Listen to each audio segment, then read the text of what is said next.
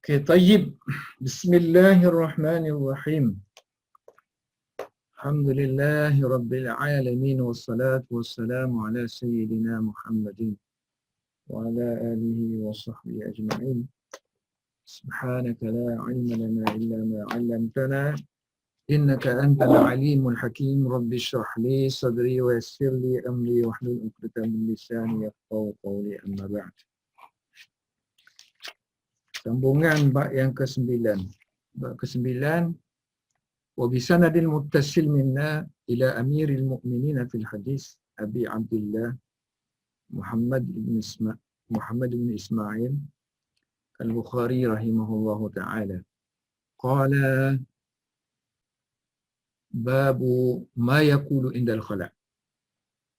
Apakah yang akan seseorang itu sebut bila mana nak masuk tandas ataupun bila mana nak buang air. Wa bihi qala, dengan sanad yang sama daripada guru kita sampailah kepada Imam Bukhari. Berkata Imam Bukhari, haddatsana Adam qala haddatsana Syu'bah an Abdul Aziz bin Suhaib qala sami'tu Anasan yaqulu. Berkata Abdul Aziz, aku mendengar Anas berkata, kana Nabi sallallahu alaihi wasallam, adalah Nabi sallallahu alaihi wasallam, idza dakhala al-khala', bila dia masuk ke tandas ataupun tempat membuang air, qala, Rasulullah akan berdoa, Allahumma inni, ya Allah ya Tuhanku, inni sesungguhnya aku, a'udzu, berlindung, bika dengan kamu, min, daripada, minal hubusi, daripada setan-setan jantan, wal khaba'is, dan syaitan-syaitan betina. Hadis ini dalam riwayat yang lain, taba'ahu Ibnu Ar'arah an Syu'bah. So mengikut Adam ialah Ibnu Ar'arah yang juga ambil daripada Syu'bah. Begitu juga selain daripada Adam, ada lagi Gundar juga mengambil daripada Syu'bah. Tapi kedua-dua ni, yang ini sama dengan riwayat Bukhari, iaitu guna perkataan iza dakhala al-khala'. Kalau Gundar ambil daripada Syu'bah, so riwayat dia, lafaz dia beza sikit, bukan iza dakhala tapi iza ata. Makna sama. Wa qala Musa an Hammadin. So di riwayat yang lain, Musa daripada Hammad. So bukan daripada Syu'bah lagi. Musa daripada Hammad, iza dakhala, guna perkataan iza dakhala. So iza dakhala sama dengan yang atas ni. Riwayat yang lain, Sa'id bin Zaid daripada Abdul Aziz. Yang ni lain sikit, yang ni seolah-olah mentafsirkan semua yang atas ni, iaitu iza arada, menggunakan perkataan arada, ingin. Atas ni tak ada sebut keinginan, ingin. Bila ingin masuk, maknanya seolah-olah dah masuk. Iza dakhala, barulah baca. Bukhari tak letaklah main hadis. Walaupun dari segi makna tu sepatutnya dia jadi main sebab dia jelas. Kalau yang atas ni, dia tak jelas. Iza dakhala mana masuk tu. Baru baca. Kalau yang ini, iza arada. So dia tak masukkan kerana Sa'id ibn Zaid ni, dia rawi yang lemah sedikit banding dengan riwayat-riwayat yang lain. Bukan dhaif tapi di kalangan banding dengan yang sifat-sifat tu, dia taraf dia rendah sikit. So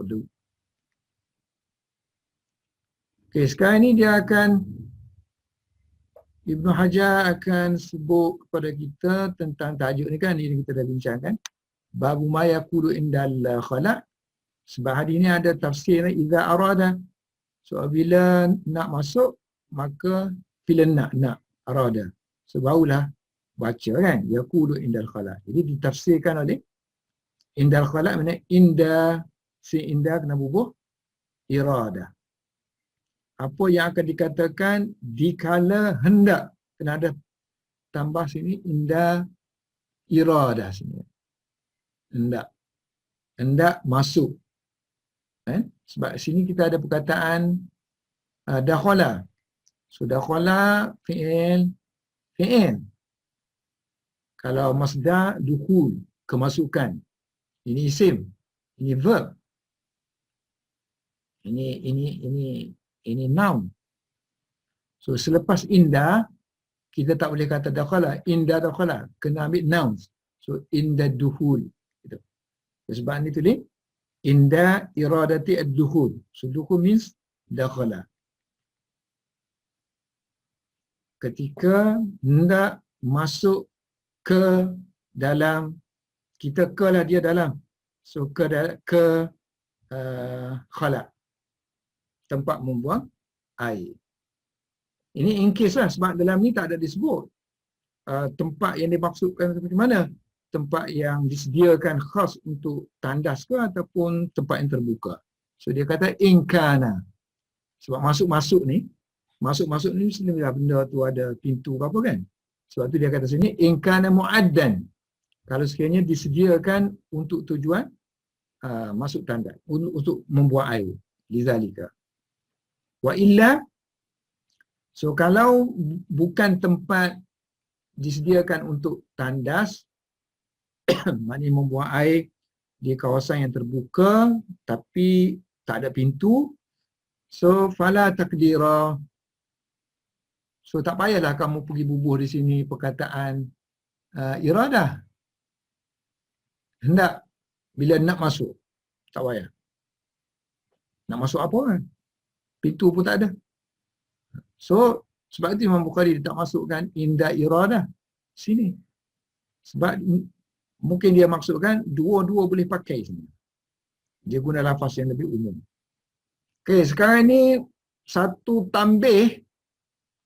tambihum, peringatan, analisa dia tentang bagaimana Imam Bukhari ini letak tajuk-tajuk yang kelihatannya seolah-olah macam tak ada kesenambungan, tak ada hubungan. Sebab kita belajar sekarang ini, kitab yang Imam Bukhari masukkan sekarang ini semua kitab berkenaan dengan wudu. Dan dia seolah-olah meletakkan step by step lah, maksudnya hadis daripada basuh muka, basuh tangan, basuh kaki, seolah-olah ada situ step-step. Jadi bagaimana pula kalau tiba-tiba saja antara step-step tu, sepatutnya step tu duduk awal lagi dia orang mari sini. Macam baca bismillah kan. Baca bismillah ni sepatutnya awal lagi, bukannya kemudian. Sedangkan baca tasmiyah yang dia letakkan sebelum ni, hadis sebelum ni, tasmiyah, baru tasmiyah. Ini yang ke-8 dah. Sepatutnya dia awal-awal masa basuh muka lagi. Okay, sebelum tu kita nak beritahu sini, sebelum saya jelaskan apa yang nak ditambihkan oleh Ibn Hajar ni, apa peringatan yang nak dimaksudkan. Okay, dulu-dulu, masa awal-awal pengajian kita dulu, kita sebut, antara kehebatan kitab Bukhari ni ialah tarajim. Tarajimul abwab.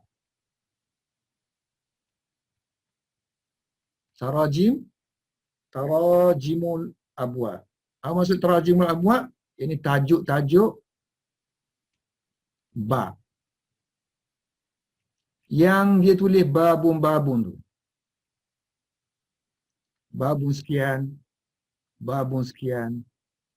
Jadi ulama-ulama kita yang busy, dia sibuk dia dengan kitab Bukhari ni, dia hasil daripada penelitian mereka dapati bahawa Imam Bukhari ni dia seorang yang faqih. So kefakihan dia itu dilihat menerusi tajuk yang dia kemukakan. Tajuk yang dia kemukakan itu adalah kefakihan dia. Tajuk itu merupakan sama ada istimbat hukum, istimbat dia. Mana adalah matlamat dia letak tajuk tu. Kadang-kadang dia nak istinbat hukum. So kadang-kadang dia nak rad. Rad atau rad. So dia nak tolak pandangan-pandangan yang dia tak setuju. Macam-macam lah. Dia punya, jadi maknanya tajuk itu gambaran kepada pemikiran Imam Bukhari. Dan satu lagi, bila ada tajuk, mesti ada hadis kan? So hadis kita panggil apa hadis ni? Hadisul Bab. Hadis Bab. So hadis Bab ni adalah dalil kepada tajuk yang dia kemukakan. So dia nak proof sini, nak buktikan something, sesuatu, buktinya daripada hadis, main hadis.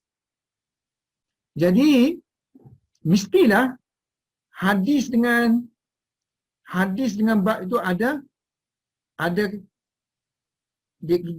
kesesuaian, ada hubungan. Itu kita panggil munasabah.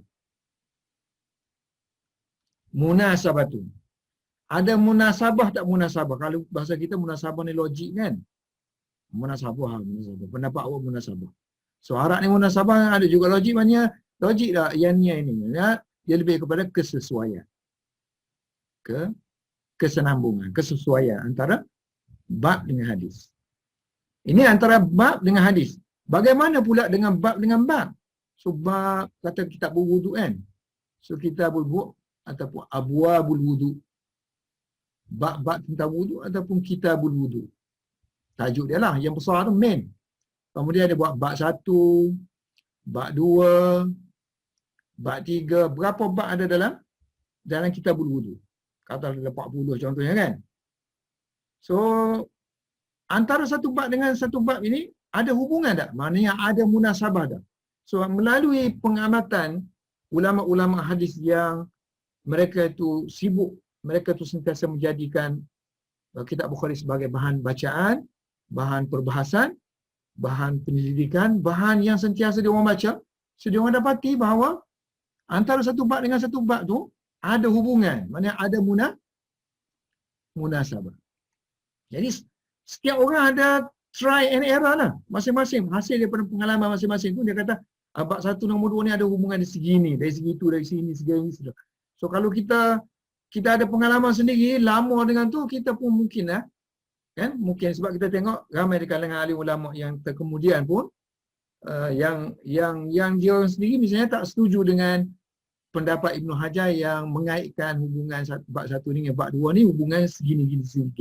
So, melalui pengalaman dia kata tak, sepatutnya hubungan dia secara zahir, bukannya secara jauh, takwilan yang jauh.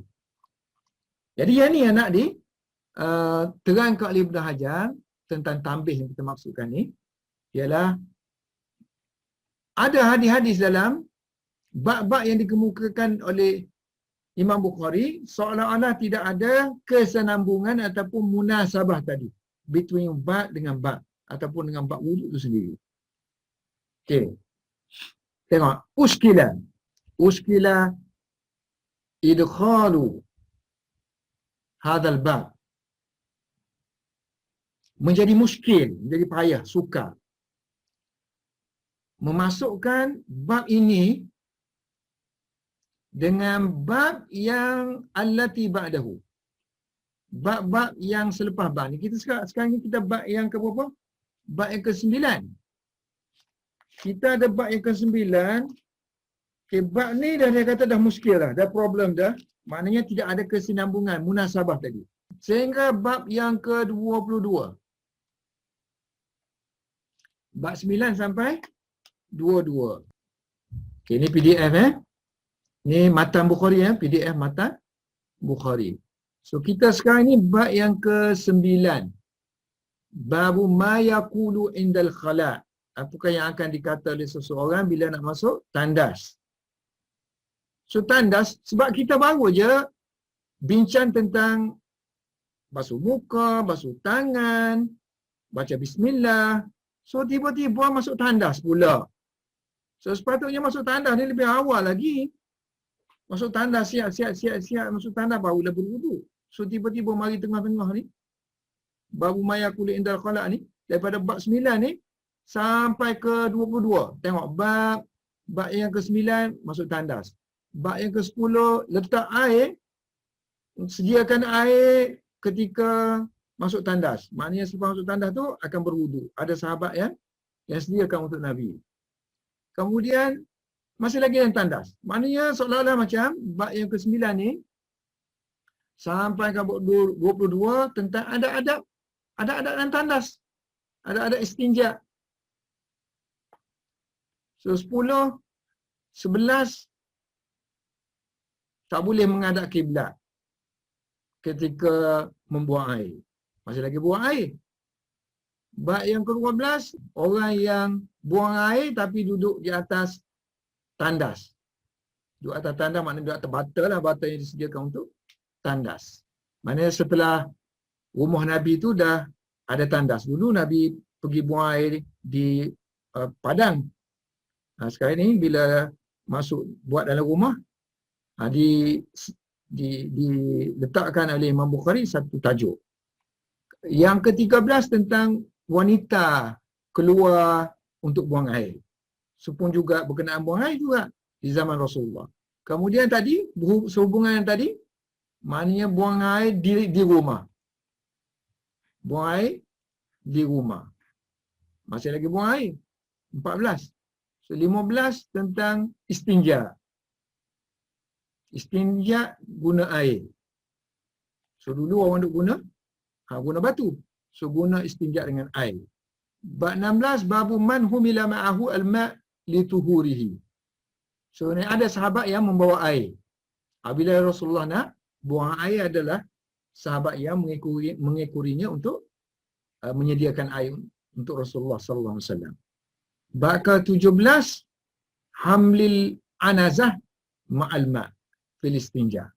Bawa macam kayu lah. So kayu ke tongkat ke berserta dengan air ketika nak beristinja. Bab 18, larangan istinja dengan tangan kanan.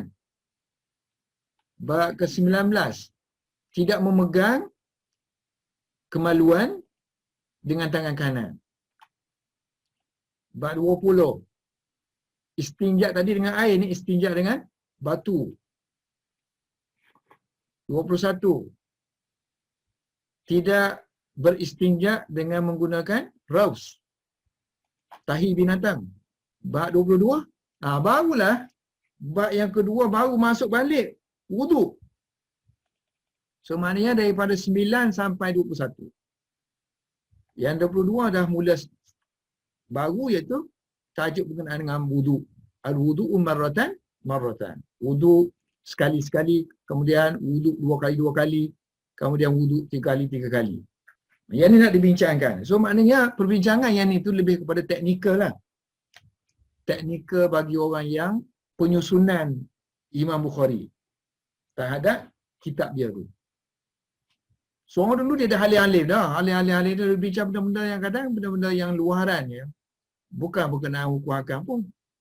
Metodologi Imam Bukhari tu. Sampai tahap berkelahi ya.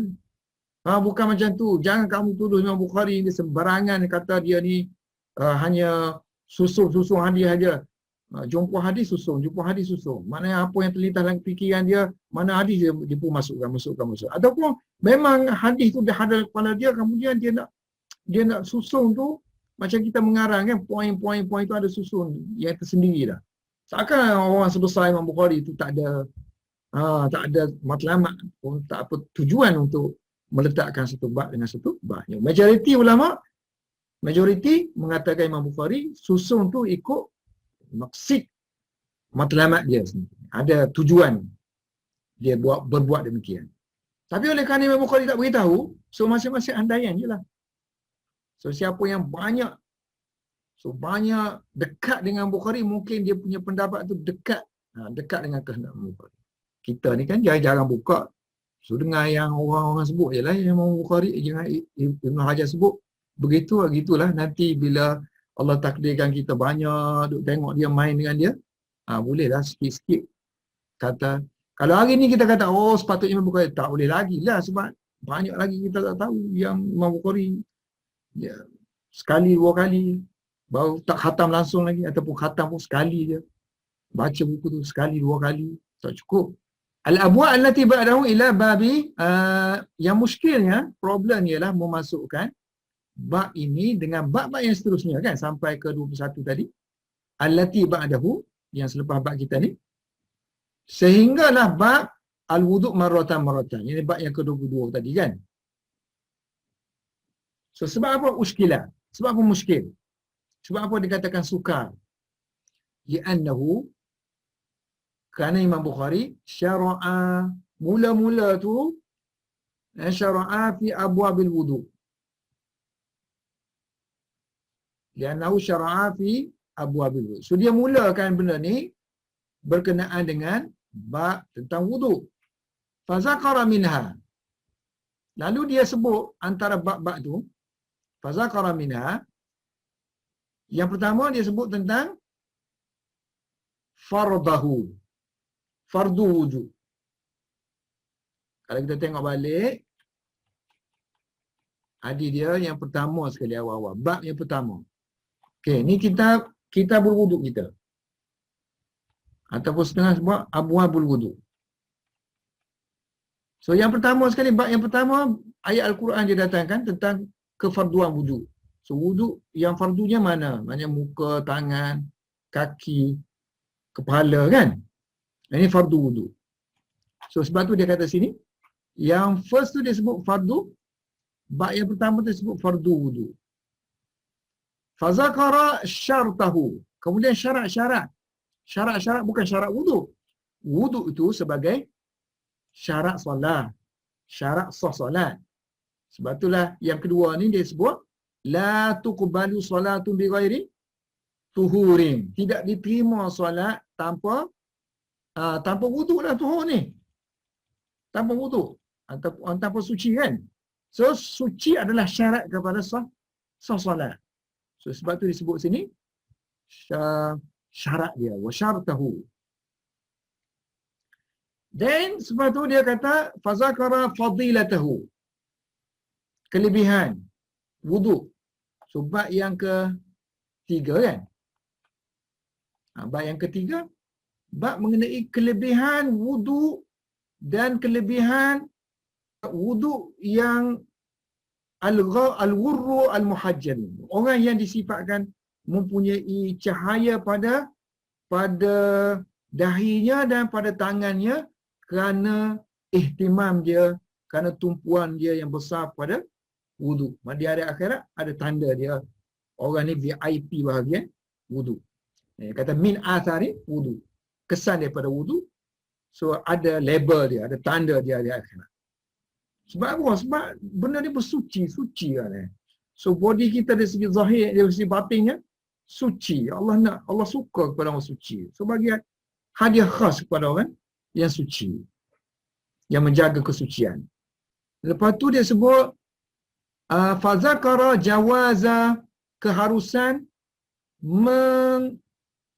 takfifkan wudu'. Takfifihi. Maksud takfif, meminimalkan basuhan. At-takfifil wudu'. Yang ni dia lupa sebut ni. La yatawadda'u min syakkin hatta yatayaqqana. Dia lupa sebut mumpat. Di tempat yang selepas ni, masa dia buat perbincangan selepas ni, dia sebut mumpat ialah la yatawadda'u, maknanya wudu' ni bila boleh dilakukan, bila tak boleh dilakukan. Maknanya syak saja tidak cukup membatalkan wudu'. Mesti yakin keluar.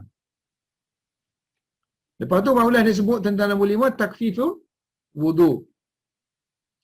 Takfif sini maksudnya, tengok Rasulullah sebut, dia maknanya bangun tengah malam tu, tak adalah dia berwudu' sepenuhnya. Tiap sampai 3-3 tengok. Wudu'an khafifan yukhafifuhu wa yuqalliluhu maksudnya. Sedikit kan. Maknanya 1 kali, 2 kali basuhan. Okay, yang seterusnya itu takfif ya.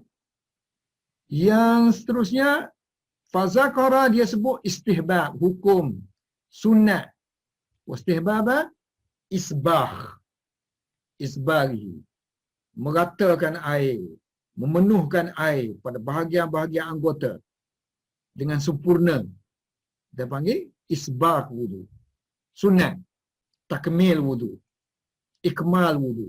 Selepas tu summa fadzakara summa zakara ghasla wajh. Lepas tu dia sebut basuh muka. Lepas tu basuh muka, tengok. Babu ghaslil wajah. Bab nombor 7. Bab tentang basuh muka dengan satu cedukan. Cedukan. Satu cedok. Gharfatin wahidatin. Lepas tu barulah summa at-tasmiyata. Baca bismillah. Baca bismillah. Maknanya yang akhir sebelum tajuk kita ni nombor 8. So 8 disunatkan membaca bismillah. Hadisnya tak ada. So dikiaskan kepada jima. So jima pun boleh berdoa, baca bismillah lagi. Doa lagi. So kalau wudu, lebih-lebih lagi lah. Aula, kena baca. So hadisnya tidak dimiliki oleh Imam Bukhari kerana tidak sesuai dengan taraf hadis yang harus masuk dalam kitab dia. Sampai sini. Okay. Berkenaan dengan tasmiyah tu dia kata, wala asara. Wala asara. Tidak memberi kesan apa-apa. Mentakhirkannya. Dilewatkan. Menyebut tasmiyah ni. Inda ghaslil wajah. Sebab masih lagi, sini kan, mana sini kan basuh muka. Satu bab aja bezanya. Walaupun beza satu bab, tapi dia seolah macam satu aja. Letak sini ke, nak letak sini ke sama saja. Sebab baca bismillah tu mesti sebelum basuh muka. Ya, dia muttasil dia ni. Mesti bersama. So dia kata tidak apa-apa, tidak memberi kesan apa-apa, melewatkan sebut tasmiyah daripada ghaslil wajah. Maknanya dari segi penyusunan bab tu. Li'anna mahallaha. Kerana tempat basuh, tempat baca bismillah ni, mestilah beriringan dengan basuh muka. So muka, li'anna mahallaha muqaranatu. Mestilah muqaranah beriringan dengan first, awal, juz'in minal wajah. So maknanya sebut awal, sebut lewat dari segi susunan tu tak ada problem sangatlah dia katakan. So fataqdimuha fi zikri anhu, kalau kita letak depan mula-mula sebut dalam penyusunan ataupun kita sebut lewat ke, wa ta'khiruha sama saja, sawa'un. Ini maknanya orang tak boleh iskal lah. Dia sudah dijawab oleh Ibn Hajar. Dia sebut lewat tu tak apa. Sepatutnya kan sini kan.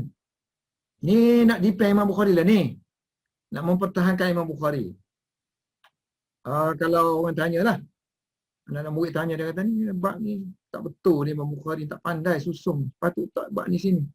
Tak apa dia kata tak sini ke sini. Benda sama je. Sebab baca bismillah ni dia mesti sekali dengan basuh muka. Yang ni okey lah. Mudah faham. Tapi yang sebut tandas tu, beristinja tu, itu masalah.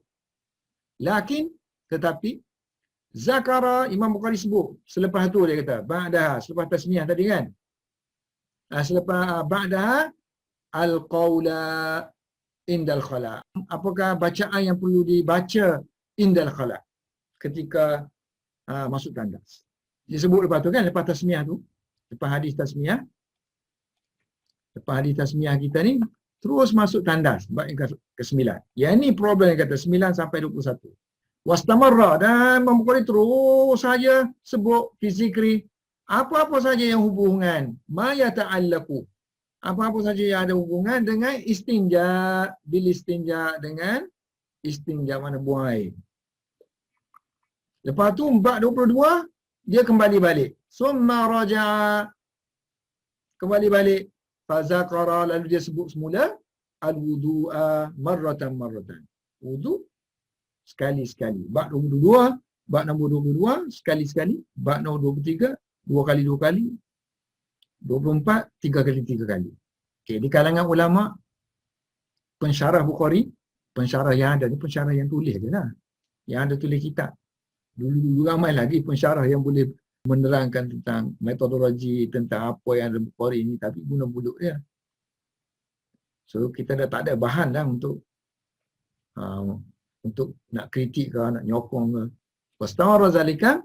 So antara yang tak berapa nampak, saya kata, Ibn Hajar kata dia tak berapa nampak hubungan Bukhari buat bab tu, ialah Karmani. Kitab dia apa dah? Al-Kawakib kan? Karman ni Iran. Ini kitab dia. Al-Kawakib Ad-Darari fi syarhi sahih Bukhari. Kata Ibn Hajar, qad khafiya wajhul munasabah. Ini munasabah yang kita sebut tadi. Ala Karmani. Tersembunyi. Terlindung. Apakah dia bentuk munasabah? Bentuk hubungan bab dengan bab tu. Tersembunyi kepada, terselindung kepada Karmani. Tak nampak, Karmani tak nampak. Fastarwaha. Fastarwaha ni banyak makna ni. Tak tahu mana satu nak pakai. Fastarwaha makna rehat pun ada. Fastarwaha maksudnya condong pun boleh. Fastarwaha makna helah pun boleh. So mana satu yang sesuai. Menghidu bau pun. Fastarwaha juga. Bergoyang. Istarwaha juga. So fastarwaha qailan. So maknanya seolah-olah macam dia tak nak fikir. Seolah-olah dia tak nak fikir dengan detail, dengan fikir dengan halus. So dia santai je lah. Maknanya dia ajukan soalan kat kita. Kemudian dia jawab. Sebab semua orang boleh kata, so, sekali pandang, siapa-siapa pun kita pun mula-mula kalau kita terus tengok, kita rasa tak ada hubungan dah. So sepatutnya orang macam dia, katanya Ibn Hajar, sepatutnya orang macam dia ni tak boleh lah macam tu. Tak boleh santai-santai gitu, kena fikir halus sikit. So fastarwaha, elok juga cuma santai. Santai ataupun dia tidak menghalusi. Dia hanya berkata, qailan, dia ajukan soalan. Ma wajuhu. Apa dia wajah, apa reason penyusunan tadi Imam Bukhari, tertib between antara bab-bab tersebut. Min hadhil babi. Antara bab-bab ini, ma'a anna, sedangkan anna tasmiyah. So dia kalau yang kita nampak percanggahan daripada awal lagi kan, tasmiyah tu kan, tapi Ibn Hajar dah selesai kan. So Karmani kata bermula daripada tasmiyah tu. Tasmiyah tu sebenarnya lebih awal daripada basuh muka. So sedangkan kita tasmiyah, baca bismillah, innama hiya, dia mestilah qabla ghaslil wajah. Mestilah sebelum basuh muka. Bukannya selepas basuh muka. La ba'dahu. Tapi Imam Bukhari letak selepas basuh muka. Selepas tu, summa ma wajhu tawsid. Apakah dia reason dia mencelahkan abwabil khala', bab tandas ni. Celahkan between taswitu abwabil khala' baina abwabil wada'. Dicelah masukkan bab tandas antara bab-bab wudu. So bab wudu kita akhir sekali berakhir dengan tasmiyah kan. Lepas tu mula balik dengan berwuduk maratan-maratan. Wuduk sekali-sekali. Bab yang ke-22. So antara sini dengan sini dicelahkan bab tandas dan istinja. So ma wajhu. Apa reason dia? Dia sendiri jawab. So kata Ibn Hajar, wa ajaba, dia sendiri jawab. Wa ajaba, dengan kata-kata dia dalam kitab dia lah. Ini kata-kata siapa ni? Karmani. Qultu, aku kata, Al-Bukhariyu la yura'i husnat tartib. Dia kata Bukhari tidak meraihkan, so tidak concern, tidak mempertimbangkan tertib yang, bubulah nak kata tertib yang indah ke, tertib yang tertib yang sesuai, tertib yang ada kesenambungan, ada keselarasan. Kemudian dia kata lagi, wa jumlatu qasdihi, kesimpulan daripada matlamat Bukhari ialah, ataupun totally ringkasnya, boleh terjemah kesimpulan, boleh terjemah ringkasnya, maksud Bukhari hanyalah innama huwa fi naklil hadis saja yang anda sebut tadi, hanya nak naklil hadis saja, nakal hadis, pindah-pindah ke hadis, maknanya sebut hadis dia lah sini kan. So matlamat dia hanyalah nak sebut hadis, dia panggil nakal, sebut hadis dan apa-apa saja yang berkenaan dengan umma yata'allaqu, dengan kesahihan, fi sahihihi la ghairu, bukan yang lain. Sedangkan alim ulama dulu dah sepakat dah kan, ramai kata Bukhari ni genius, dia letak tajuk ni ada matlamat dia.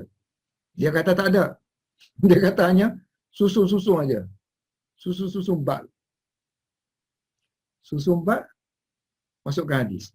Dia banyak hadis ni, masukkan semua hadis-hadis yang ada pada dia, hadis-hadis sahih yang ada pada dia tu, buatlah bab sikit supaya nampak cantik sikit. Kemudian concern dia tentang kesahihan. So rija-rija tu, perawi-perawi tu harus grade A semua. Kalau grade B ke, itu bukan, ada tujuan lain dimasukkan. Wa qad abtala hadha. So seolah-olah sini dia sendiri membatalkan jawapan dia. Kan? Faqad abtala, dia telah membatalkan jawapan ni. Maknanya di tempat sini dia kata gini, di tempat lain seolah-olah dia nak kata Imam Bukhari ada matlamat. Kan?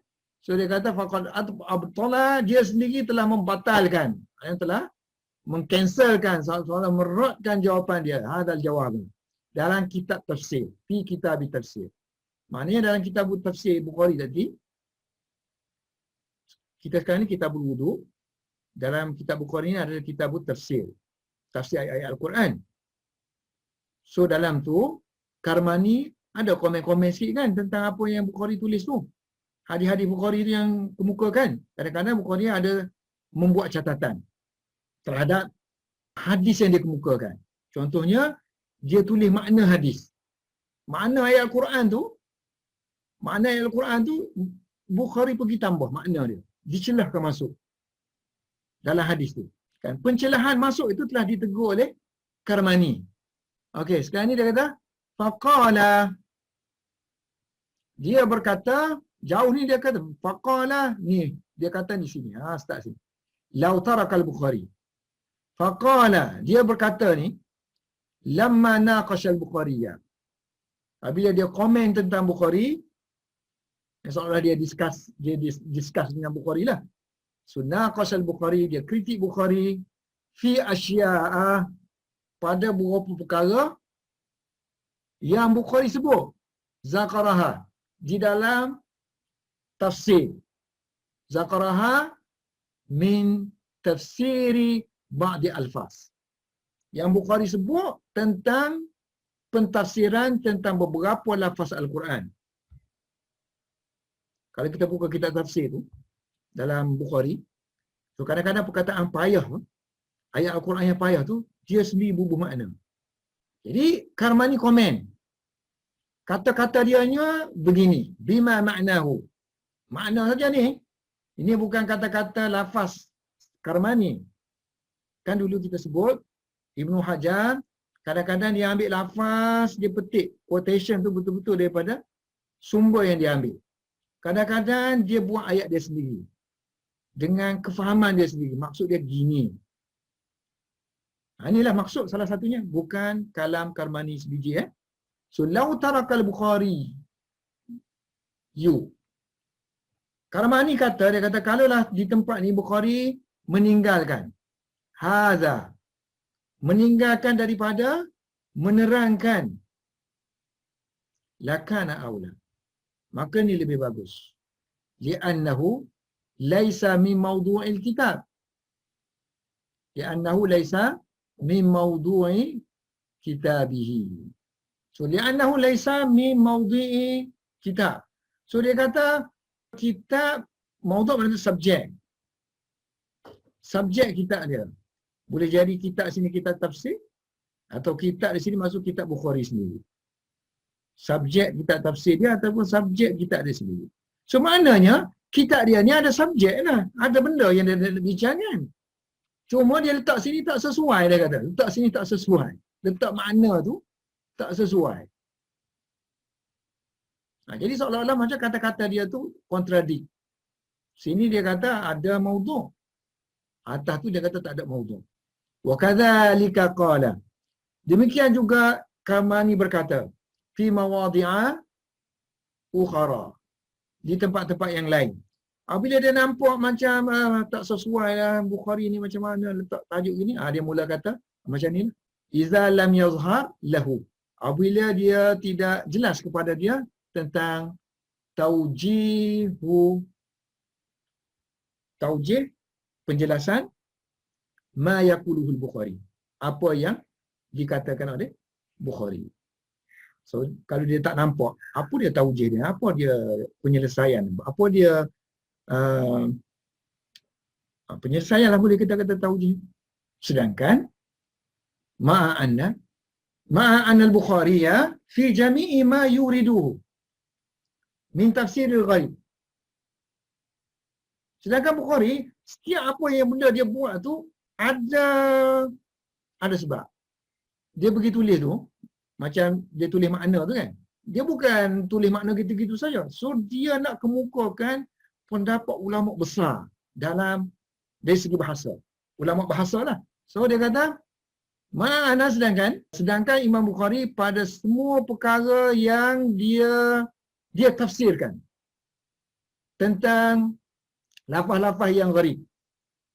Mentafsirkan lafaz-lafaz yang gharib, yang pelik-pelik lah, yang suka-suka dalam Al-Quran tu. Innama yang kuluhu, dia nakalkan, maksudnya dia catatkan tu, dia nakalkan. So dia ambil sumbernya daripada pakarnya. Pakarnya kita sebut ahli zalikal fan. Fan ni ilmu tu lah. Ilmu kita panggil fan. Zalikal ilm. Contohnya dari segi bahasa kan. So Abu Ubaidah. Maknanya kalau kita tengok tafsir Imam Bukhari tu, kalau kita pergi tengok buku pendapat Abu Ubaidah, sama. So maknanya dia condong, maknanya kita boleh nampaknya dia punya fikrah tu di mana. Kan dia bukan main-main begitu saja. Maknanya kita boleh tengok mazhab dia dalam perkataan, dalam lughah ialah mazhab Abu Ubaidah. So Abu Ubaidah ni nama dia Ma'mar bin Ma'mar bin Musanna. Ma'mar bin Musanna. Ma'mar. Ni seorang sastrawan, kita panggil adib dalam bahasa Arab. Kemudian pakar dalam perkataan-perkataan, vocabulary, perbenaran kata, komus. Ini kita panggil lughawi. Dia juga seorang ahli sejarawan. Sejarah orang Arab ni semua dia tahu. Kita panggil ikhbari. Meninggal tahun 209 Hijrah. Ini zaman seorang orang yang hebat dalam bahasa Arab panggil Asma'i. Asma'i. Kalau tengok YouTube kan tengok Bulbul. Kisah Bulbul. Kisah syair Bulbul. Asma'i dengan Khalifah waktu itu Harun Ar-Rasyid. Dulu khalifah-khalifah pun dia suka ni bahasa. Syair-syair suka panggil. Bertanding. Siapa boleh buat benda baru dalam syair. Siapa boleh ciptakan syair spontan, kalau ada orang buat lagi akan dia hadiahkan sekian. Dinar. Boleh jadi kaya sekarang dulu. Pakar-pakar bahasa. Okey, satu lagi Abu Ubaidah kan? Dan juga An-Nadr. An-Nadr ibn Shumail. Ini ulama Basrah. Ulama Basrah meninggal tahun 203 Hijrah. Ini pun asal orang-orang yang Samarkand apa semua tu kan. Kemudian biasalah membesar tu pergi ke Center of Learning waktu Basrah. Membesar di Basrah. Kalau kita ingat dulu kalau mengaji bahasa kan. Bahasa ni biasanya orang dengar Sibawih kan. Ini maha guru bahasa Arab lah. Sibawih. Sibawih ni ada guru dia nama Khalil. Nadr bin Shumail ni juga berguru dengan ni Nadr. Nadr bin Shumail. So mana seangkatan dengan Sibawih lah. Dia juga anak murid Khalil. Berguru dengan Khalil. Sibawih pun dulu kan nak pandai bahasa Arab. Khalil pun untuk guru je nak pandai bahasa Arab. Pergi duduk dengan orang Badui tu. Pergi pedalaman. Kalau kita masuk hutan lah. Kalau dia masuk gunung, padang pasir je. Ni pun sama lah Sibawih, Nadr bin Shumail. Masuk duduk dengan orang Badui. Sebab itulah kalau tengok buku-buku dia orang kan. Ni pun boleh baca, gini boleh baca. Lafaz-lafaz tu. Sebab ada orang Badui, kabilah sekian-sekian, baca gini. Sebut gini. Lafaz yang sama. Jadi sebab itulah kita yang orang yang datang kemudian macam Imam Bukhari tu, dia kena bergantung kepada pakar-pakar lah macam Khalil, Sibawih, Nadr bin Shumail, kan? So daripada sini kita orang boleh buat metodologi pemikiran mazhab Imam Bukhari dari segi bahasa, dia condong pada siapa, dan juga farra' kal farra'. Yahya bin Ziyad nama dia, ni pun ulama Kufah. Ni murid Kisai. Tak tahulah. Tahu kalau tak tahu kan. So kalau orang ngaji bahasa Arab ni, kalau ngaji grammar lah, grammar bahasa Arab, akan jumpa lah nama ni Sibawih, Khalil, satu lagi Kisai, kemudian Yunus bin Habib. Ni dua tok guru dia ni. Tok guru kepada Farah. Nama dia bukan Farah, nama dia Yahya. Sebab Farah ni yang panggil putablik. Sebab kalau orang nak bincang dengan dia, so dia kan banyak ilmu, banyak. So dia dari segi bahasa lah. So, dia kata tak boleh gini, gitu, gini. Semua orang jatuh dengan dia. Lawan, tak boleh menang ni. Pandai saja yang dia, goreng-goreng ni. Akhir sekali orang buat nama Munif Farah yang banyak sangat kona sana, kona sini. Ni pun salah seorang yang gemar duduk di pedalaman bersama dengan Badui untuk memperdalami bahasa. Sekarang ni ada tak bahasa Badui sekarang ni pun dah tak tahu ketulinan tu dia tu setakat mana lah kan. Masa saya pergi umrah hari tu, ada di depan masjid orang Badui perempuan ada jual-jual kain. Saya pergi bercakap. So saya tengok dia bercakap, kalau dia punya bahasa tu sedap semua. Ada yang tak sedap, ini sedap bahasa. Saya puji dia. So dia kata ini pemberian Allah Ta'ala. Okay, ini dari segi bahasa Imam Bukhari. Ini dari segi bahasa, maknanya tafsir benda-benda yang gharib. Begitu juga dalam, kalau orang perhatikan cara Imam Bukhari ni, kalau bab fiqh,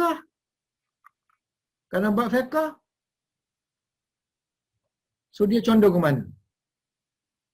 So dia ambil Imam Syafi'i dengan Abu Ubaid dan orang-orang yang seangkatan ataupun selevel dengan Imam Syafi'i dengan Abi Ubaid. Sebab tu kalau syarah-syarah tulis, ini Imam Bukhari condong kepada pendapat Imam Syafi'i. Imam Bukhari condong kepada pendapat Imam Syafi'i. Imam Bukhari nak menolak pendapat Imam Abu Hanifah. Wa amma adapun al-mabahisu, perbahasan masalah fiqh, al-fiqhiyah, fa ghalibuha, ghalibnya dia mengambil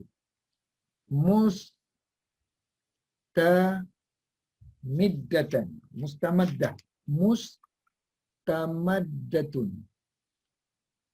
Dia ambil mustamaddah, ma'khuzah. Dia ambil untuk dia lah lahu, dia ambil daripada pandangan Imam Syafi'i, minas Syafi'i. Dan juga Abu Ubaid. Abu Ubaid ni siapa? Mungkin yang dimaksud Abu Ubaid ni ialah Qasim bin Salam. Qasim bin Salam yang meninggal tahun 224 Hijrah. So Qasim bin Salam ni seorang ahli lughah, dan ahli lughah maknanya ahli bahasa, dan juga faqih lah, fuqaha, minal fuqaha. Dia ni adalah fuqaha. Samalah juga dalam bab kalamiyah. Kan kadang-kadang ada bab tentang masalah tauhid, masalah akidah. So Imam Bukhari dia buat title tu, tajuk yang dia bagi tu. Seolah-olah kalau orang buat penelitian, dia ni condong pada siapa? Wa amma masailul kalamiyah. So, masalah kalam. Kalam ni lebih condong kepada akidah lah, disebut kalam. Ialah fa'aksaruha, kebanyakan masail dia ambil daripada Karabisi. Daripada Karabisi. Ni nama dia Husain bin Ali.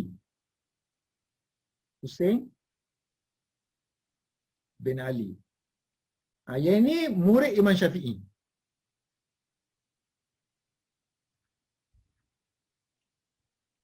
Dan juga dia ambil daripada Ibni Kullab.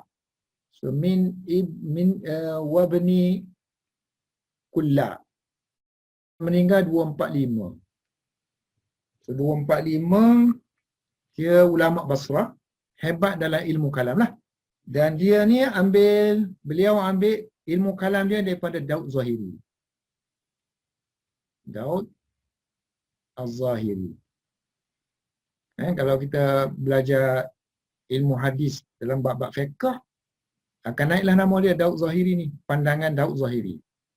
Condong kepada Zahir Nas, Zahir teks.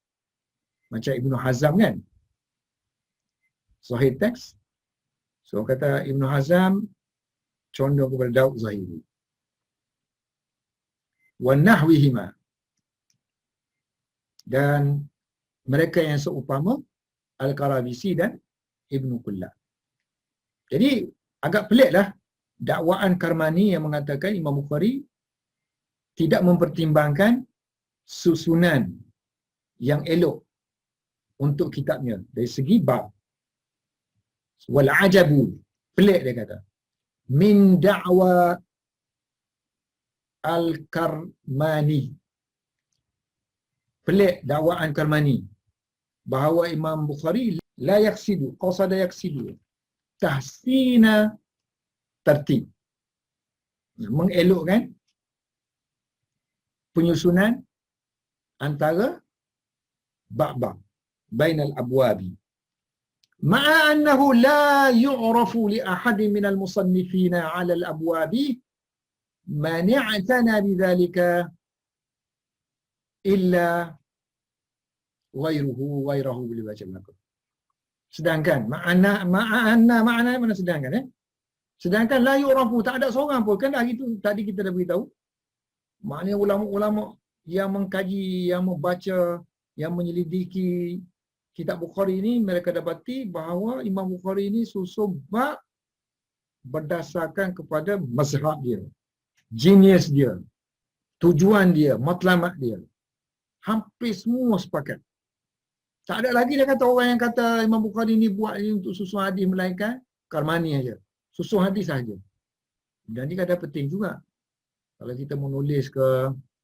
So la yu'rafu li ahadin, tidak dikenal, tidak diketahui li ahadin, kepada mana-mana, minal musannifin, di kalangan pengarang, penulis tentang bab-bab dalam Bukhari.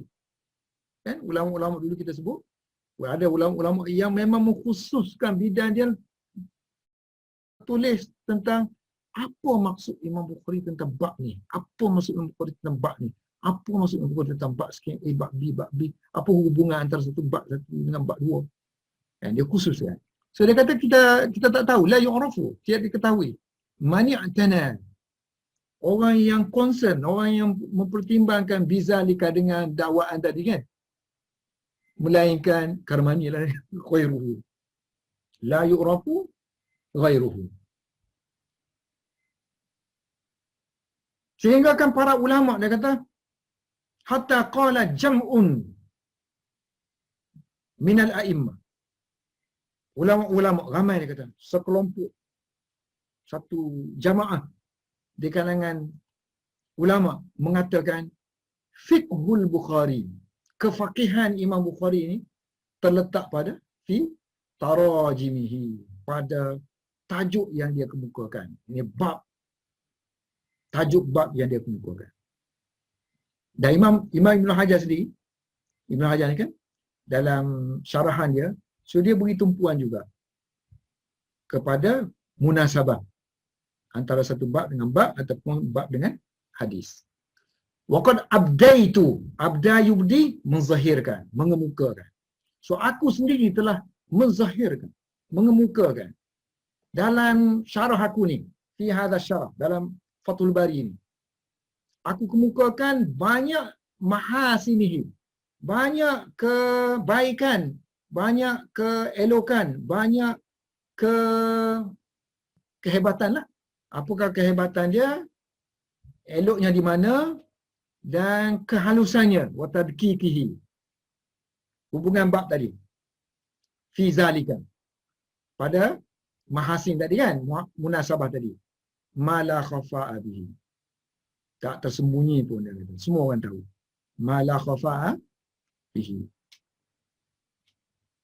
Kalau siapa baca kitab Fathul Bari aku tak akan dapat tip, aku kupas betul-betul tentang maksud Imam Bukhari antara bab dengan hadis, bab dengan bab. Okey, untuk bab ni yang kita bicarakan sekarang ni, aku pun tengok juga. Faqad am'antu, am'an tengok dengan deeply, an-nazara. So aku tengok dengan halus fi hadzal mawdi', fi hadzal mawdi', di tempat ni, mana bab kita sekarang ni. Fawajadtuhu, so aku dapati fi badi irra'. Apa maksud badi irra'? First glance, first look, sekali pandang. Aku jumpa, aku dapati sekali pandang, mana sekali tengok tu. Fawajadtuhu, aku dapati dia, bab ni, yazunnun nazir, orang yang melihat padanya, sebab Ibn Hajar kan, dia banyak tengok syarah orang lain, kumpul-kumpul syarah. Aku pun tengok gitu, tengok semua syarah orang lain pun, orang lain pun rasa macam tu. Zon, menyangka, orang yang melihat akan menyangka tajuk ni, annahu, bahawa Imam Bukhari lam ya'tani, tidak concern sangat, tidak pertimbangkan sangat tentang tertib, susunan bab ni, untuk kitab dia ni. Untuk bab wuduk ni dia tak concern sangat. Tapi bab solat nanti, solat tadi setiap bab dengan bab tu, ada kesinambungan, kita tengok mudah saja nak sambung tu. Kama qala al-Karmani, begitulah sebagaimana hak mereka ni, orang lain tengok tu samalah seperti mana Karmani tengok. Lakinnahu, tapi Imam Bukhari i'tana, sangat memberi perhatian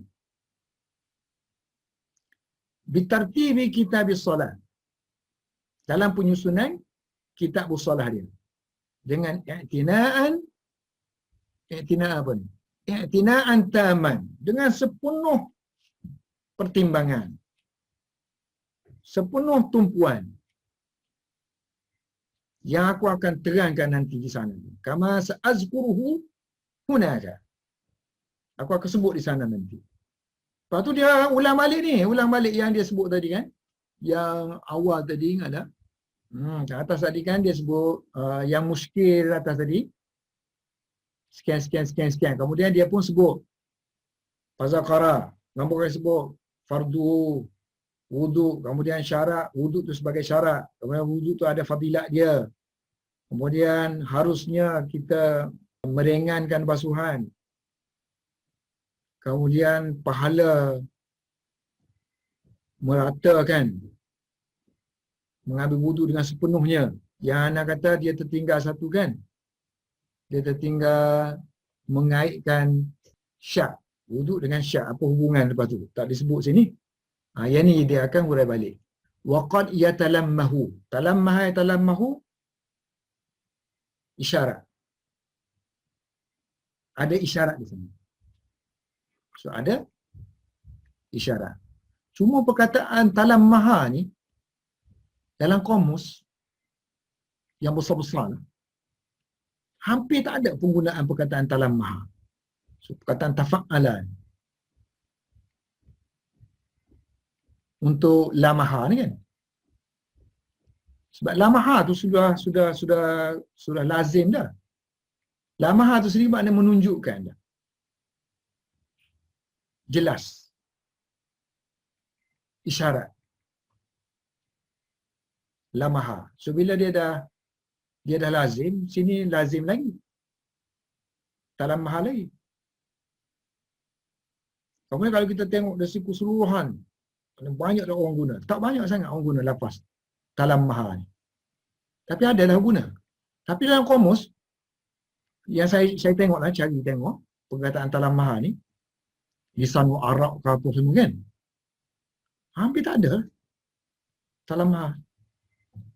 Tapi kita boleh agak dah makna dia tu daripada lamaha kan, makna isyarat. Waqad yatalammahu annahu zakara awalan. So ada isyarat di situ bahawa Imam Bukhari mula-mula dia sebut fardu wudu kan, fardal wudu. Dia kemukakan ayat Al-Quran, ya ayyuhalladzina amanu idza kuntum ila salati faghsilu wujuhakum wa aydiyakum ila al-marafiq famsahu bi ru'usikum wa arjulakum ila al-ka'bain kama zakartu. Aku dah sebutkan sebelum ni kan. Wa annahu, kemudian wa annal wudu syartun li sihhati solat. Bahawa wudu adalah syarat kepada sahnya solat. Kemudian dia sebut summa zakara fadla, kelebihan wudu. Apa tu? Al-muhajjalun. Al-ghurru muhajjalun. Wa annahu la yajibu illa ma'a tayakkunin. Yang ni yang awal dia tak sebut kan. Bahawa wudu tidak wajib diambil untuk solat semula melainkan ada keyakinan keluarnya sesuatu daripada sabilain. Dua bahagian kemaluan. Ma'a tayakkuni. Lepas tu dia sebut tentang apa? Yang ni, yang ziyadah ni untuk takfif kan. Yang ni lah, takfifil wudu. Az-ziyadah ni dia kena sambung dengan ala ni. So, melebih-lebihkan. So, melebih-lebihkan untuk sampainya air. Melebih-lebihkan untuk sampainya air ke anggota. Sebab kalau lebih-lebih tu kita panggil isbah pula kan. Laisa bisyartin. Tak syarat lah. Hanya sekadar bila air tu dah sampai ke kulit tu ada cukup dah. Tapi kalau nak gosok itu kita panggil isbah. So anna ma zada ala dhalika. So kalau kita tambah lagi yang takfif tadi, iaitu yang dinamakan isbah, apa yang ditambahkan yang dipanggil isbah kita panggil fadlun, sunat. So apa yang ditambahkan itu adalah sunnah, fadlun. So antara yang dia sebut juga wa min zalika al-iktifa'u fi ghasli ba'd al-a'dha'i bi gharfatin wahidah. So wa min zalika. So antara yang boleh difahami isyarat itu juga ialah Imam Bukhari nak kata cukuplah iktifa, berpada dengan basuhan fi ghasli ba'd al-a'dha, dengan satu basuhan cukup. Ini bi gharfatin wahidatin. Satu, satu, satu cedukan saja. Satu cedukan air sudah memadai untuk basuh satu anggota. Waqad yatalammahu anna tasmiyah. Boleh juga. Wa anna tasmiyah ataupun waqad yatalammahu annahu zakara anna tasmiyah. Gitu ya.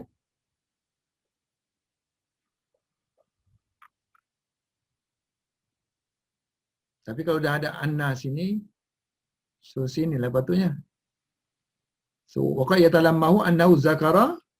So dia sebut tu seolah-olah ada isyarat di situ bahawa anna tasmiyata, baca bismillah ma'a awwalihi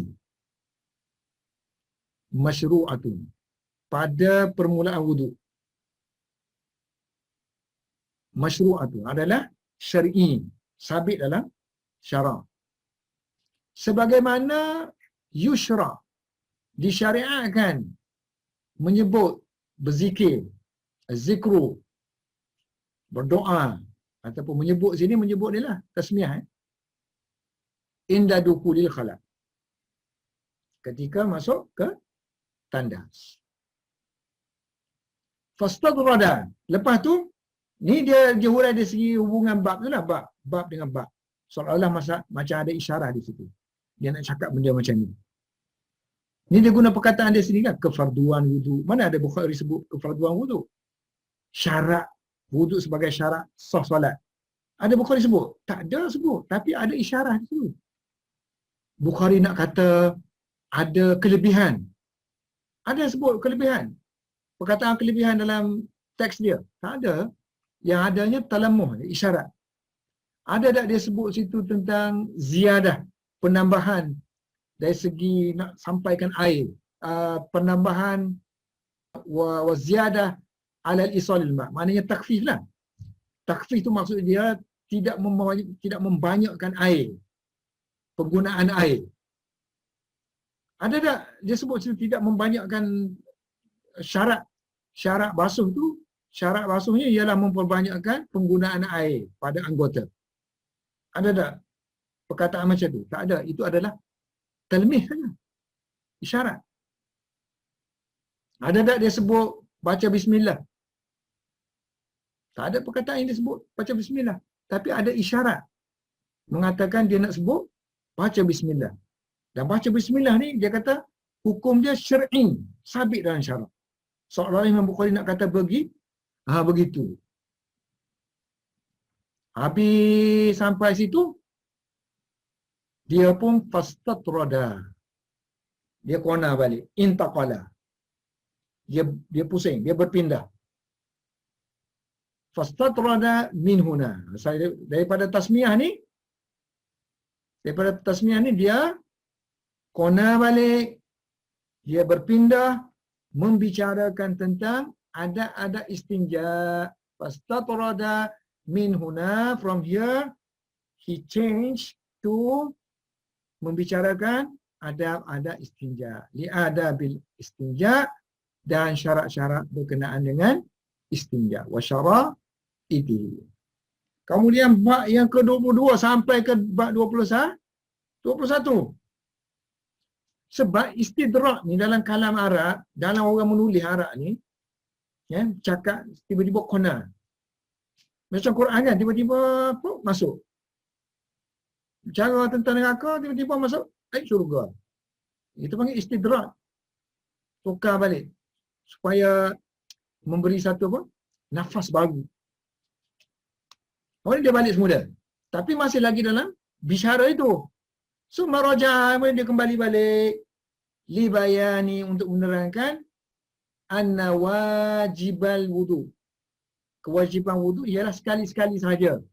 Ada tak dia beritahu dalam lafaz yang dia gunakan ni, lafaz yang dia guna bab 22 ni, dia kata wajib. Dia tak guna perkataan wajib. Bab tentang wudu sekali-sekali aja. Apa yang kita faham tentang sekali-sekali situ? Wajib kan? Sebab tak ada separuh-separuh. Mana akal paling kurang sekali. Jadi paling kurang sekali itu wajib lah. Itu dia fahami talmih, talammuh, isyarah.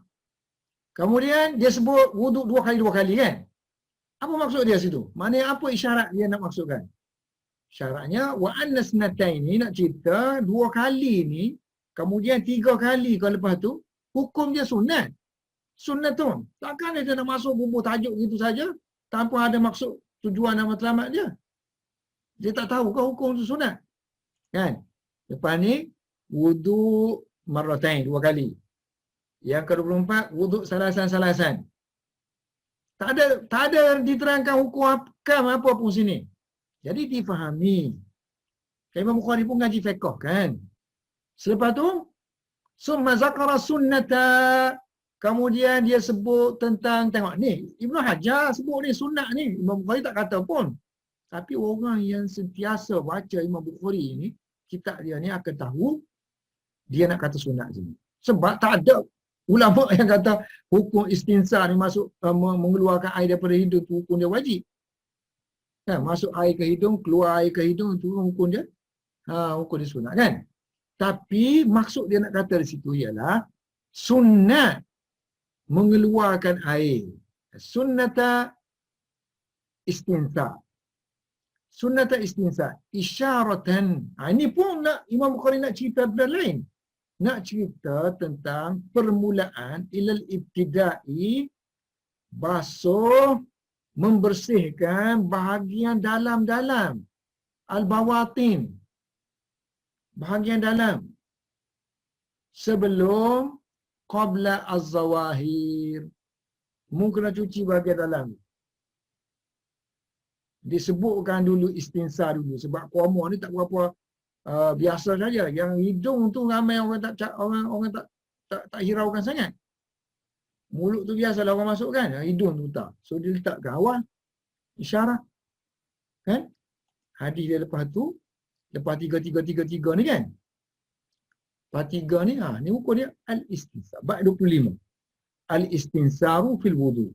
Mengeluarkan air daripada hidung. Okey, lepas tu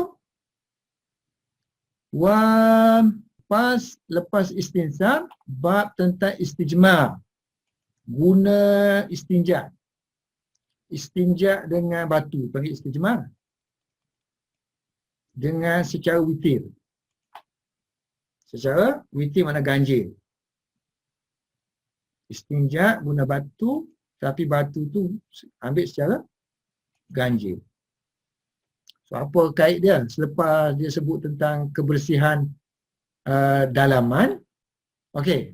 Dalam hadis kita tadi yang sebelum ni, istinsar ni kan, hadis dia, kalau kita baca hadis dia, Rasulullah kata, man tawadda'a, siapa yang berwuduk, maka hendaklah dia masukkan air ke hidung, kemudian keluarkan. Fal yastansir. Kemudian Rasulullah sambung balik hadis itu, Rasulullah kata, wa man istajmara, siapa yang beristinja dengan batu, maka hendaklah dia ambil yang ganjil-ganjil, fal yutir. So oleh kerana istinsa sini, bila sebut istinsa sini, kerana hadis istinsa ni ada kait mengait dengan istijmara, so dia buatlah hadis, dia buatlah tajuk istijmar. Dia kata, okey, dalam hadis ni, tajuknya ni. Kemudian kebetulan hadis ni sebut istijmara. Nanti kalau aku letak jauh pula, kalau letak dekat ni, sesuai lah dengan hadis ni. So aku letakkan tajuk ni. Walaupun basuh hidung tu, kalau kira, apa hubungannya dengan istijmar? Melainkan kalau kita kata tadilah, hubungan dia yang ni batin. Kan, bahagian batin. Yang ni bahagian zahir. Kebetulan zahir tu ada mengena dengan hadis yang sama. So, wawarada sabik amar. Perintah. Kan dalam hadis tadi sebut perintah.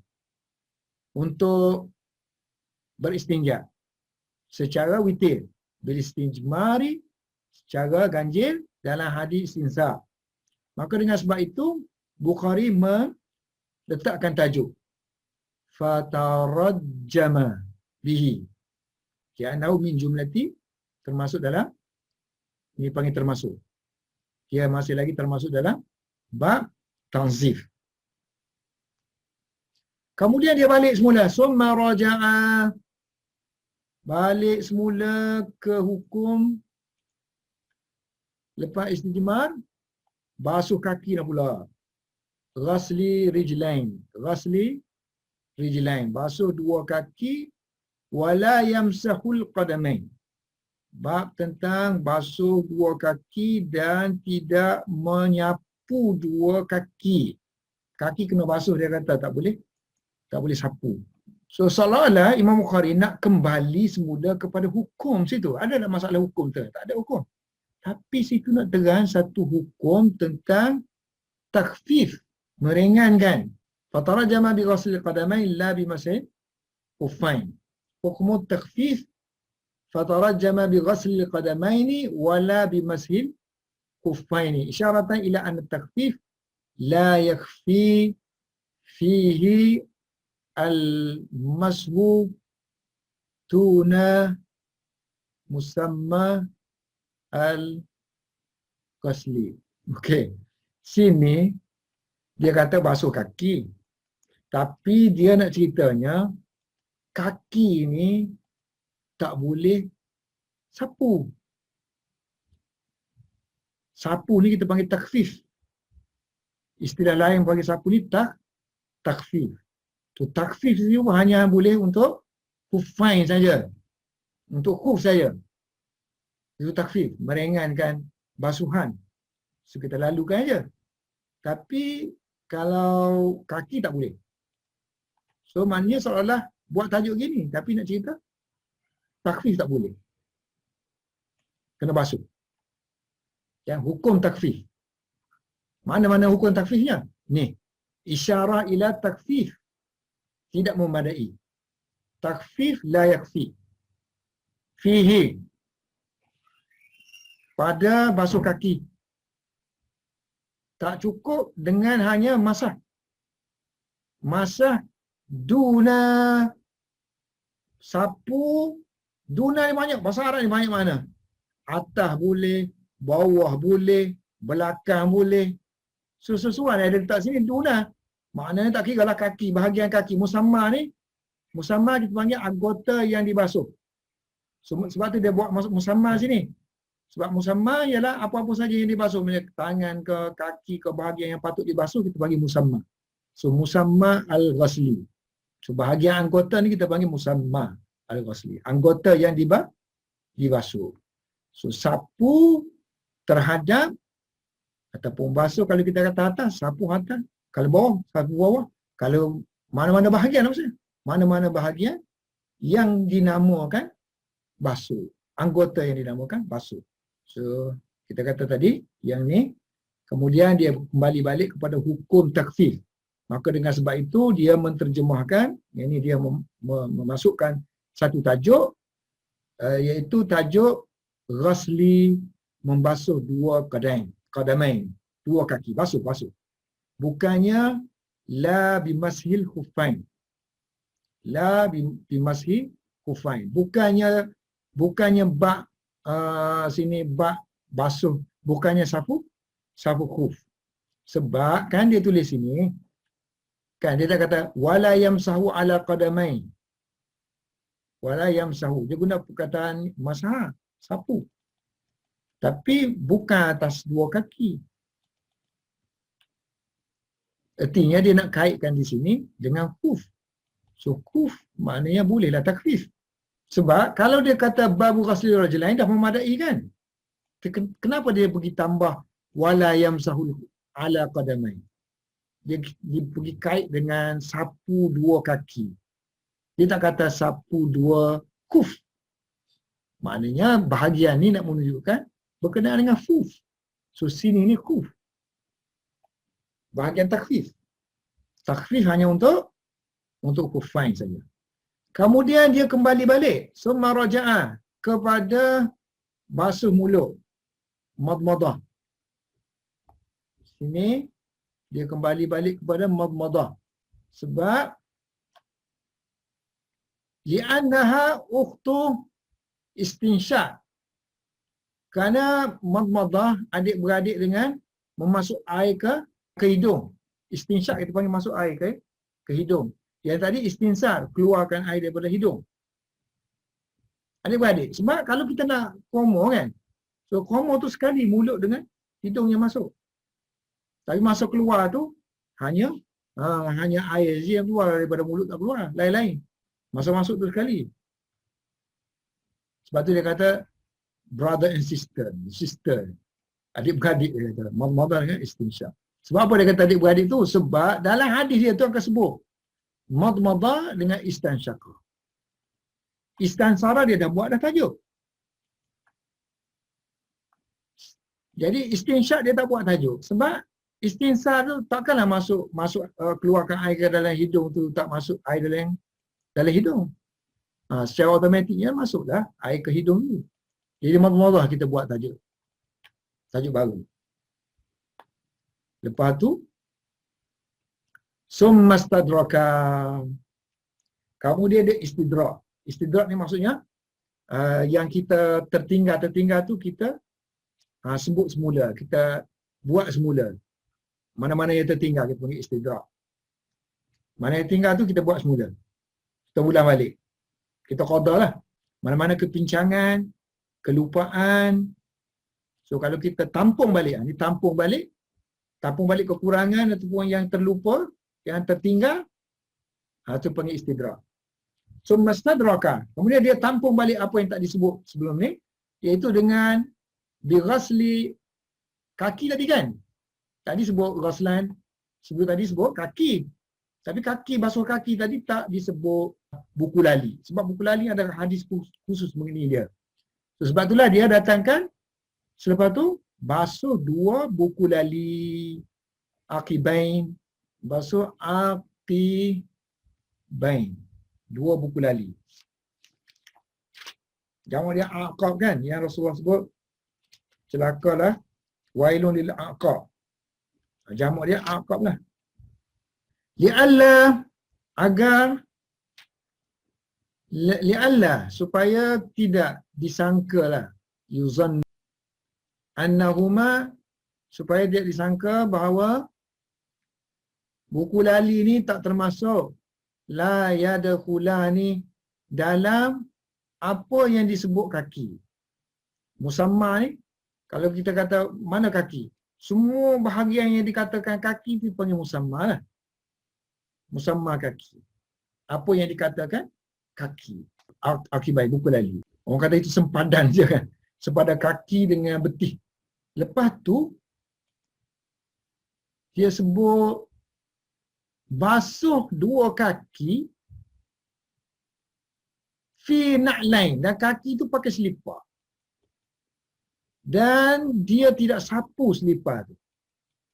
Kalau khuf sapu, selipar tak boleh. Selipar pun kena masukkan tangan, masukkan biar kena air tu, dan biar tangan kita tu menggosok kaki.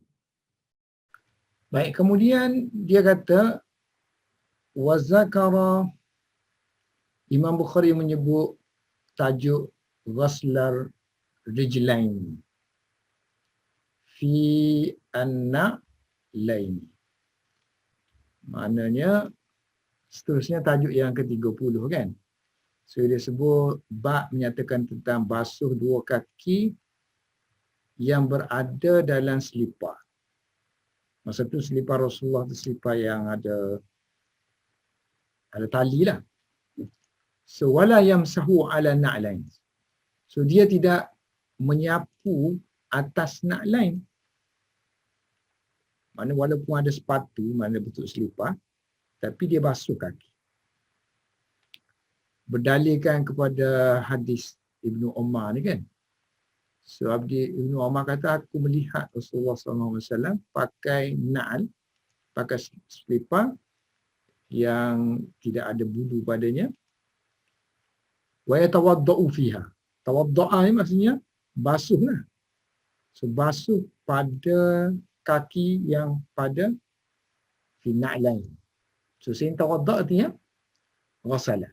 Sebab kalau masaha, kalau ya tawadda' ni maksudnya sapu, so mesti digunakan sini alam. So sapu ni guna alam atas. Ini tak, dia kata berwuduk di dalamnya. Ia dimasukkan tangan dan air ke dalam sepatu. Ini dibasuhlah. Jadi Ibn Hajar kata tujuan Bukhari letak tajuk ni ialah raddan, untuk menolak ke atas orang yang qassara, qassarnya cuai dalam memahami siyak hadis, dalam memahami konteks hadis yang disebutkan hadis tadilah. Jadi dia pun faktor sara, so dia melimitkan, mengkhususkan kepada sapu di atas na'lain. Guna ala kan, ala na'lain. So nanti kita akan huraikan, dia kata ala ma sa'ubayyinuhu. Ala ma sa'ubayyinuhu. Sa'ubayyinuhu. Nanti dia kata dalam bab nanti, bab yang ke ni akan disentuhlah oleh Ibn Hajar ke hurai. Bab 30 nanti. Kemudian dia sebut kelebihan memulakan, fadla. Bermula dengan tangan kanan. Kelebihan bermula wuduk dengan tangan kanan. So kelebihan dia tak ada tulis situ isyarat ayat. Dia kata tayammum menggunakan tangan kanan pada ketika berwuduk dan ketika mandi. Al-ghusl. Kemudian wa mata yajibu talabul ma'. Dan dia juga sebut tentang bila saatnya diwajibkan mencari air. Di saat nak masuk waktu. Kalau orang yang sembahyang, masa itulah cari air. Iltimas al-wudu'. Al-wudu' ni air iza hanatis solat. Bila sudah dekat. So dia kata kena cari wajib tu bila dikatakan wajib, bukan awal lagi kita wajib kena sediakan air untuk sembahyang. Masa nak sembahyang itu dikatakan wajib. Sediakan awal tu boleh pahala lah. Tapi yang takut orang kata kena sediakan air awal tu wajib. Tak wajib. Wajibnya masa nak sembahyang. Masa masuk waktu nak sembahyang. Jadi tayammum pun masa ni lah. Masa tak ada air waktu tu. Okay, seterusnya al-ma'u alladhi yughsalu bi asy-sya'ru al-insan. So dia nak kata air yang digunakan untuk basuh rambut ke bulu ke apa pada anggota kita tu kan.